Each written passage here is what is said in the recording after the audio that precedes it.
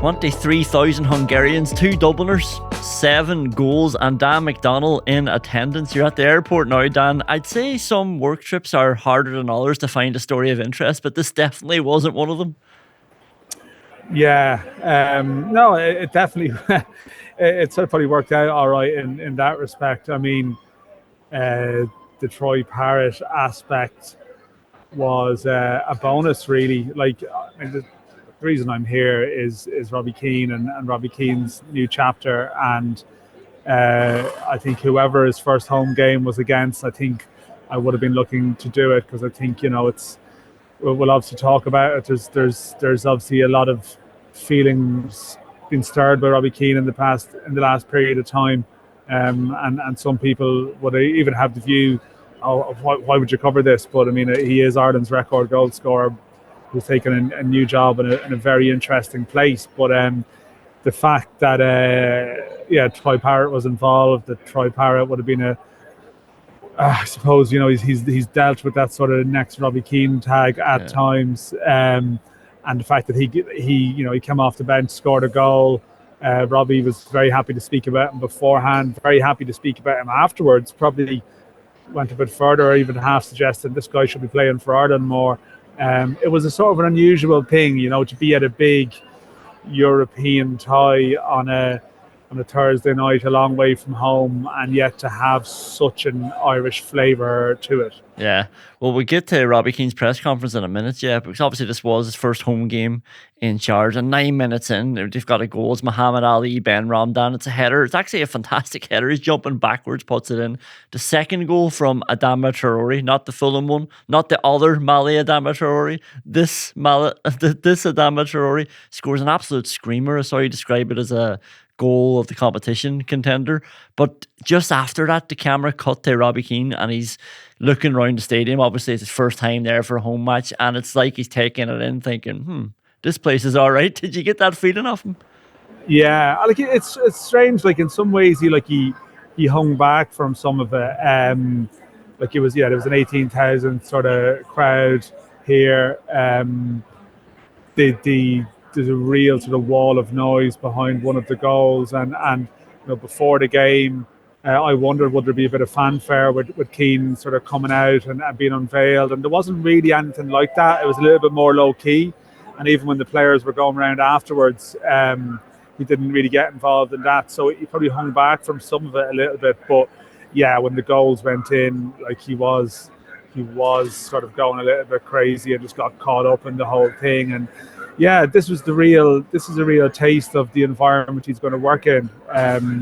I'd been here before a couple of years ago when they played Shamrock Rovers, and look, that for them ended up being probably a routine enough game. But even then, the noise, the atmosphere, the pressure, the environment around the club, like it is going to be intense enough. I think sometimes we can have a very Anglo-centric view of the football world, and it can be perceived that Robbie Keane might be here because in some ways, like, he couldn't get a good job in England, which I don't know. I think that's possibly not quite reflective of the path he's chosen to take. Now, obviously, there's aspects of the path he's chosen to take, which I'm sure we'll speak about, which are very contentious. But I do believe, like, the part of his football plan, I guess, is he'd prefer maybe to be at a big club, even if it's in a slightly smaller league, but competing in Europe, involved in these games, than maybe slogging it around sort of the bottom end of the championship like some big name footballers have had to do to get their start in management. I think this is something I think he enjoys, and I think there's a lot he will take, I think, from this experience that I'm not sure if people maybe from afar would accept or recognise maybe what a big club this is, albeit in its own sort of small part of the football world.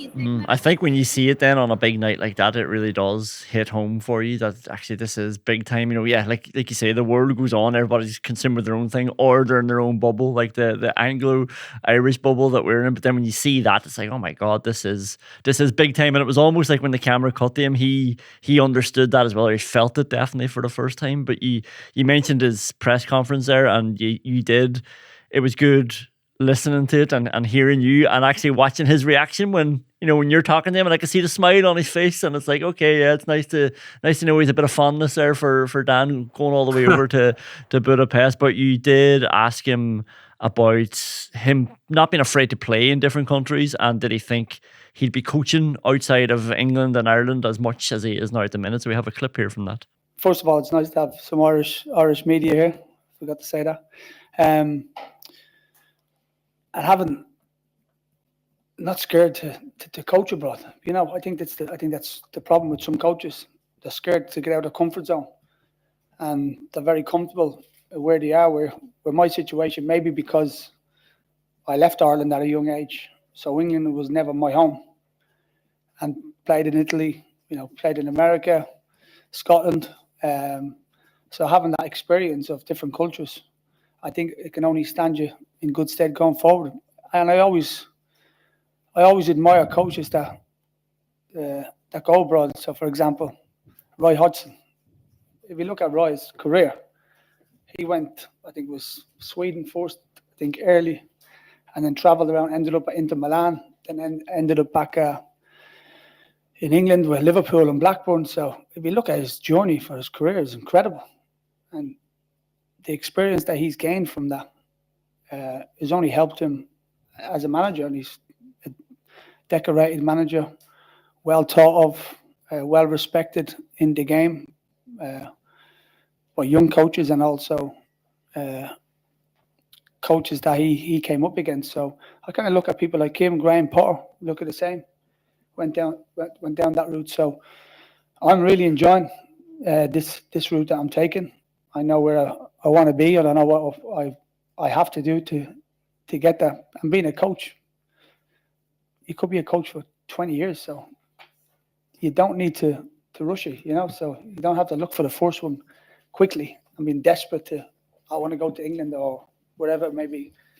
It doesn't bother me as long as it's the right club. I should say that I don't know if he has any great fondness for any Irish media. I wouldn't like to exaggerate that, but I did go down to the training session actually that morning, and there was only a very small number of people there, and he did sort of wander over for a chat, and actually did let me stay in and watch the whole session. And I'm writing a bit about that for the Sunday Independent actually this week, just a little bit about the the behind the scenes maybe nature of it. And even just sort of half chatting to him there, maybe I suppose off record, but not in the interview setting. Like, I do feel like he does have this sense of, well, this is stepping outside the comfort zone. This is doing something a little bit different. And I have to say, that I think it's a really interesting sort of CV that he's building up from a football perspective. Like, it is, you look at the squad that he's working with.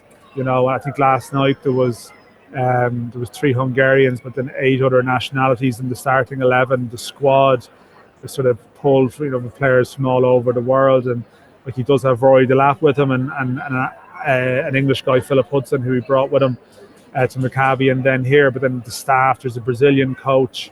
It's something like it's an atypical sort of route, and there's not a huge amount of Irish managers who've tried something like this. Like, you go back in time, and a young sort of Ronnie Whelan went to Cyprus, and John Aldridge tried it, and at times various managers have spoken about doing it. Roy Keane at various times was linked with Turkey and other places, and Mick McCarthy went to Cyprus. Like, there are examples, but it seems like Robbie is sort of setting himself on a path that this could end up being, this could end up being a fair part of his career. Like, you sometimes see these managers who pop up in European games or international games, and it's like they are these sort of these coaches who've worked in all sorts of different countries, and could he become one of them? It's possible. Like, he did reference Roy Hodgson and Graham Potter there, and I know that. Look, I think ultimately he probably will want to get back to England and the sharp end of it, but. Like, there are stats, pretty alarming stats around management, particularly in England, of the percentage of people who do their first job and don't get their second job. and sometimes like hopping in too early somewhere goes badly for 6 months, and then you can be done. So there's a little bit more longevity, I think, in maybe the approach that he's embarked on, and I think maybe the people around him. And again, we'll obviously come on to some of the more the really contentious stuff from an Irish perspective, but purely from a football point of view, just strictly from a football point of view, they've probably sent him on a path that is going to give him a longer chance of survival and management, compared to maybe some people who jump too quickly into a job and can burn themselves out very quickly as well. Yeah, actually, I want to just come back to his path in management just after what you're talking about there, the Israel stuff. So you asked him if he was surprised by the reaction in Ireland to him coaching in Israel. We have a clip of that here too. Well, listen, it's I think I mentioned it before. Football and politics, should be separated. I'm a football person, always have been. So, that's the one thing I've always focused on. So I've never really got into that side, and never will. I appreciate it's a completely sensitive, situation to people, and thankfully, for everybody's sake, that it's finished. Nobody wants to see a war, and certainly not me or anybody. And nobody wants to see. You want to see? I've got kids. I'm sensitive, like everybody is.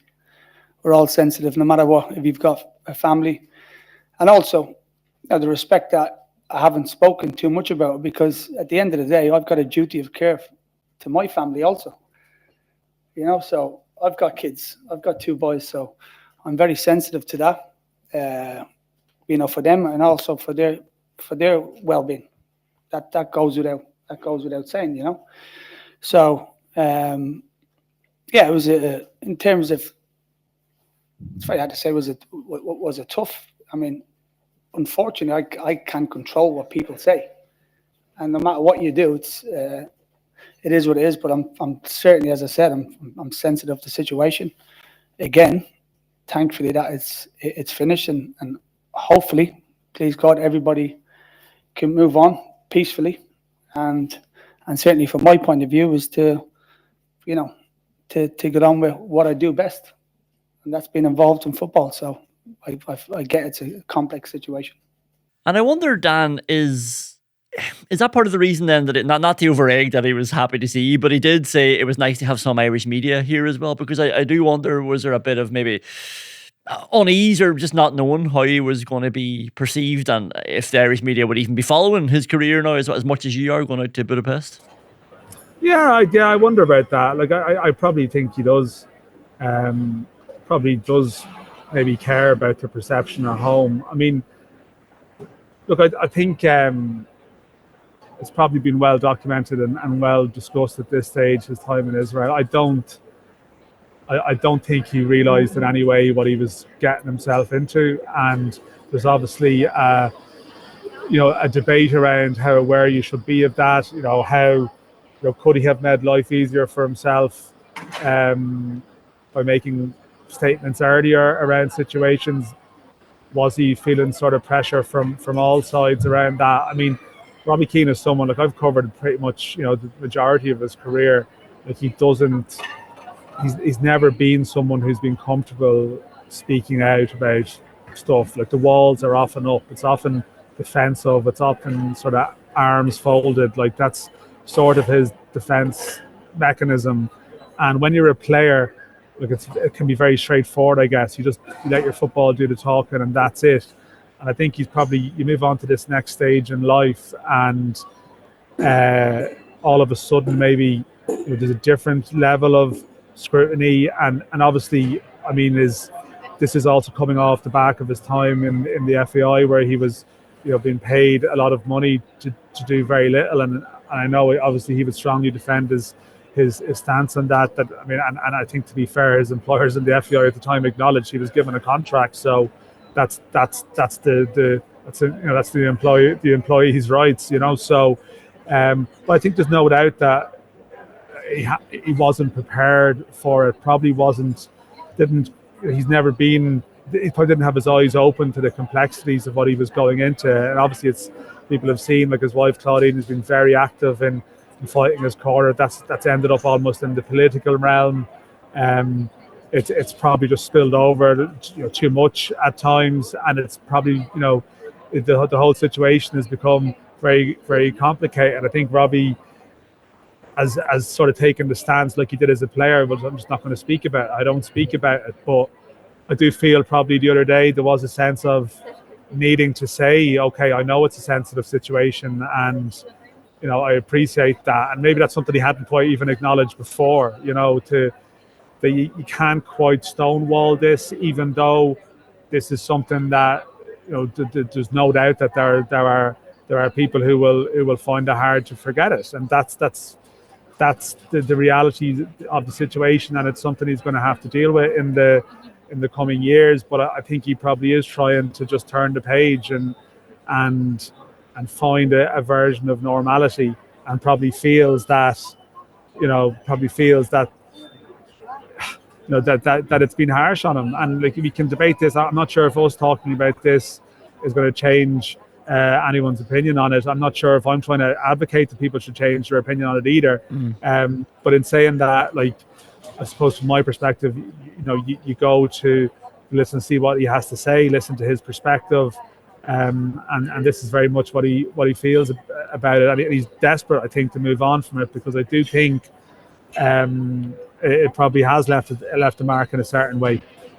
One thing I've been thinking about is some of the noise around the Maccabi stuff, is that I didn't really think of Robbie Keane, what type of coach or manager that he was then, because there was so much noise, and as you say, then it dipped into the realms of politics, and it was just, that's almost what he was doing out there in my mind, my subconscious mind. And then now you see him in the Europa League securing a place in the playoff round, and it's like, actually, what type of manager is this guy? Because it's so strange to think that he's been on the go now coaching wise since 2018, really, when he was a player manager out in India. Then he obviously went in with Mick McCarthy. He was at Middlesbrough with Jonathan Woodgate. Then Sam Allardyce took him on board very briefly with Leeds. Then he went into management properly, I suppose, with Maccabi, and now with Ferencváros Forest. So like, it's got such a range of experience there. He's obviously got Mick McCarthy and Sam Allardyce, and he mentioned that he admired Roy Hodgson, like you said earlier. What have you gotten any sort of read on what kind of cultural approach he's taken? What kind of football he plays? The second goal was obviously great. It was one-touch football and it was a screamer, but I don't know if that's like Robbie Keane football all the time. Yeah, no, look, that is a very fair point, and I think, look, even coming to Hungary, I think a lot of the commentary at the start is around, again, like, football in Hungary is massively political. His club he's at has been funded by, state element. But I actually think that's just getting a little bit unfair. I mean, I think,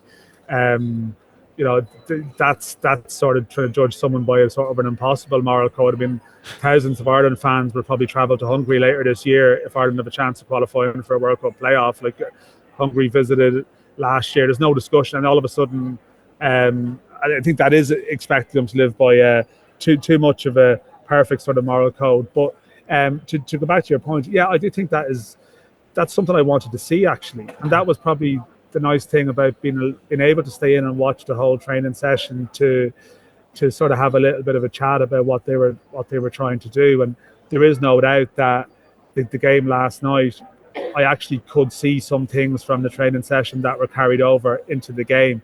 There was a sort of a large section of the training session where it was about sort of popping crosses to the far post. It was about they played Adama Traore, a right winger, but he's left-footed. They played him on the right side, and there was a lot of the sort of stuff they were doing with their attackers was sort of popping crosses to the far post and players trying to get on the end of them.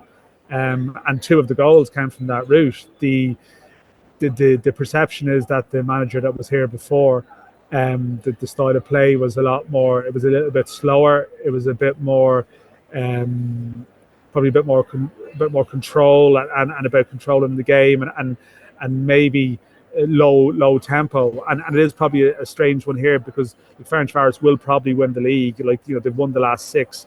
They are behind at the moment, but it'd be a massive shock if they didn't win the league.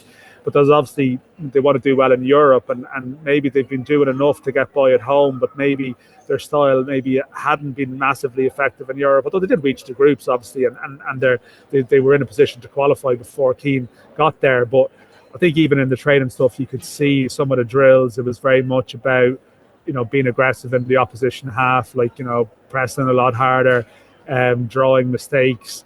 And I could see that. And I think that's his thing. One of the players said, the Danish defender said on the eve of the game, he said, look, they've probably simplified the game for us. And I think that's what, that's what it's going to be. I don't think he's going to be a 100 passes sort of coach. And I suppose, as we know, like, football is cyclical. There have been times in the last decade where that has been the favourite style. We're obviously seeing a big change now, probably, in the Premier League, towards maybe being a little bit more direct again. You see Man City doing it last week, and I think maybe it's funny how it turns, that maybe Robbie Keane's approach actually might end up being very in keeping with where the game is going right now. And you definitely could see a correlation between the training and between the match, for sure. Yeah. In your piece in the Indo, you had quotes from him talking about Troy Parrott, and he said, I think he should have been given more game time with the national team over the last year or two, if I'm being honest.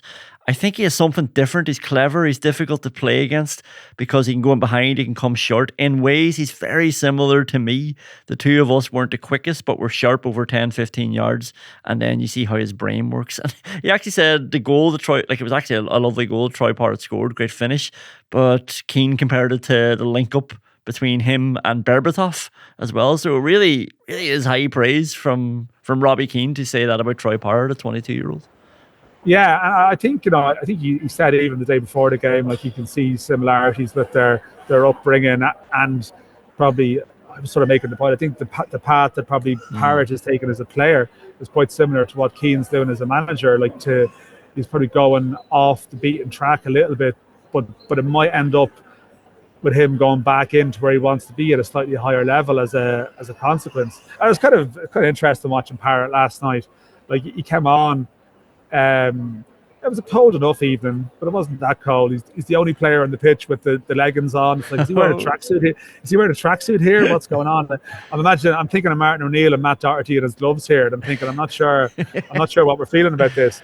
But he sort of has this little, like, look, it was maybe a low pressure scenario for him to come into the game. But I mean, again, I do step back from it a little bit and go, like, Troy Parrott last week is a bit like, Keane is a manager from Dublin out here. Like, Troy Parrott last week is scoring the winning goal in the Europa League tie against Roma, and he's gone from probably these uninspiring stop-start loan spells at sort of Preston and Ipswich and various places to suddenly being, like, miles away from home, involved in this really sort of real sharp end of European football in these games. And he comes on last night, and his finish for the goal, I sort of, as it was past him, think, okay, it's a chance, and he takes it. And I think the Berbatov reference was actually a step over for the third goal. It was more actually him leaving it for his strike partner, but it was more the sort of the movement. And like Keane went a little bit further by saying, he was talking, he was answering the question, and he didn't necessarily need to, but then he just said, well, I think you should be playing more for Ireland, which is, again, Robbie Keane doesn't normally say stuff that might get a little bit of attention, and it's probably, not saying it's a dig, but it's definitely a bit more, well, you might be doing it wrong, Ireland managers, so he's making his point. But Troy, I think that they do have a bit of a relationship. When Troy was coming through at Spurs, I know that, like, Robbie Keane would have offered him some advice, and there is, like, a bit of a dynamic there. They were having a long chat before the game last night. I think, my understanding, I think they might even have explored the idea of looking at bringing Troy to Maccabi at one point, but I don't think it ever really started as a thing. But they did look at it, so there is a sort of a respect there. But I do think Troy is probably making his case. Like, he's only started one Nations League game under Hamer. Now, I know at times in the previous campaign, like, he maybe had the international stuff, like, he was maybe at a mixed point in his club career. But you think back to the Scotland game when, him and Michael Obafemi had that link up, and he's definitely got something, Troy. I think fitting him into the interesting thing about Alkmaar and chatting to the local sort of Dutch journalists is that Alkmaar have decided that he is just a number 9. That's it. Like, he's going to play as a number 9. That's his best position. I asked their coach about him. He was like, yeah, he can play other positions, but that's where he belongs. That's where he should be. That's where his instincts belong. Obviously, with Ireland, Evan Ferguson is very much probably someone who wants to be in those areas too. And I know Hamer has said they can play together, and sometimes in that Parrott is the slightly more withdrawn one. The Greece away game is a little bit different, but it's a good problem to have. But I definitely think that Troy is making the case, and he's definitely going to have Robbie in his corner no matter what, I think. And Dan, just before we let you go, because I think it's the first time you've been on since Virgin Media Television struck that landmark broadcasting deal with the League of Ireland, 36 games across the year, exclusive 4-year deal. But I just thought of you especially because I remember an interview on your podcast, LOA Central, with Johnny Ward when Declan McBennett was on, and maybe he was highlighting some of the issues that RTE had and trying to keep everyone happy, but I think he was also happy to point at the historical figures from the League of Ireland, and that maybe goes hand in hand with little promotion, what people would say, little hype, random games shown sporadically through the year, whereas Virgin have looked at it from what it could become, I think, and giving people that consistency across the season, and they've put together a season-long package, and obviously it's already building anyway, but it's just an interesting one now that the state broadcaster has lost rights to show its own league. Yeah, no, it is interesting. I mean, I think there's a few broader points with this. I mean, there's no doubt. And if you look at what's going on in the current affairs realm at the moment, I think there's a broader RTE Virgin Media dynamic over the last year.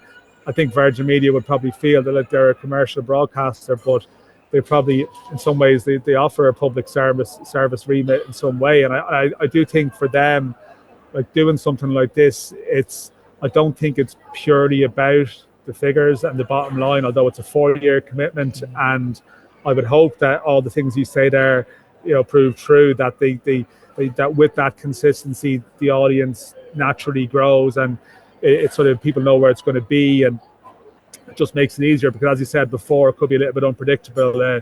You'd have a week with a brilliant rounds fixtures and there's no game on TV because it just happened to be unfortunate to clash with, say, the Rugby Six Nations under-20 cycle. But then the next week, it could be a TV game and it's actually a bad round of fixtures. Now there's going to be consistency, but I think there's no doubt that Virgin have probably enjoyed a lot of goodwill off the back of their football coverage. They're giving it a bit of love. I know from speaking to people who are involved in making the decision to go this way, I probably will be making inquiries around the time, like, thinking, is there a big money piece here? If they blew them out of the water with finances, and it became very clear that isn't the case. It's not a game changer financially, and obviously, people would have the discussion point around that. But I think there is a feeling that, well, they've given it a little bit of love. There's a bit of consistency. Let's go with this and make it a bit of a partnership and see how you can grow it.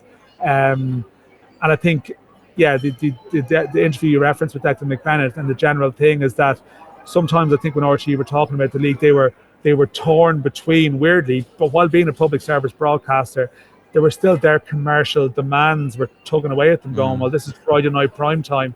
The numbers aren't always good. Can we justify this? But then on the flip side, it's like, well, you are a public service, and they maybe struggled with that, and it's a sort of a weird thing that it's flipped around now, that it's Declan McBennett at the time would have quite rightly said, but by the way, we're the only ones that are doing it at the moment. The floor is clear for Virgin or anyone else, TG Carter, to come forward. Where are they? And now they've just come forward and they've taken the whole thing, completely taken RTE by surprise. So I wouldn't have predicted it myself a couple of years ago, certainly, but we will see where it goes in the year ahead. But I think there's a lot of angles spinning out from it, and it's I think it's going where they're going to be in 4 years' time. I think will probably be I think the TV discussion in 4 years' time will probably tell us how the league has fared over the next 4 years. It could be the most significant 4 years the league has faced, I think, in terms of maybe being on the cusp of something. Yeah. Maybe, I still say maybe. There's a lot of ifs and buts and maybes, but this is definitely a piece of the jigsaw puzzle that they wanted to find, and they've done it, I think. Well, Dan, I'll let you go back into the chaos of the airport. Fair play and all the work out there. It's been great stuff reading it and now listening to it over the week. So good luck and safe home. Thank you, Conan. Take care.